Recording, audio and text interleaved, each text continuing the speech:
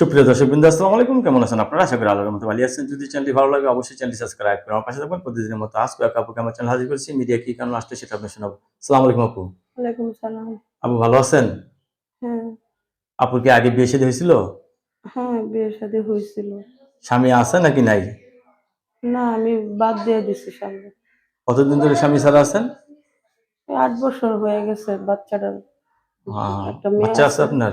হ্যাঁ, একটা মেয়ে আছে। মেয়ের বয়স ৮ বছর। ৮ বছর। মেয়ের পেটে আসছে তখন থেকে বাদ দিয়ে দিছি। যাই হোক, এখন কি কাজ করেন আপনি? এখন আমি সেলাই কাজ করি। সেলাই কাজ করেন। সেলাই হুম। মেশিন আছে আপনার? না, মানুষের বাসায় যেয়ে কাজ করি। মানুষের বাসায় কাজ করেন। কেউ যদি একটা সেলাই মেশিন কিনে দেয় উপকার হয় না? হ্যাঁ, সেলাই মেশিন কিনে দিলে তো উপকার হইতো। দর্শক আপু কথাগুলো ছিলেন। আপু কিন্তু তো সরল সোজা মানুষ। তো আপু নতুন করে সংসার করতে চাচ্ছে। ছেলে যে বয়সেরই হোক আপুর কোনো সমস্যা নেই, ঠিক না? হ্যাঁ, কোনো সমস্যা নাই।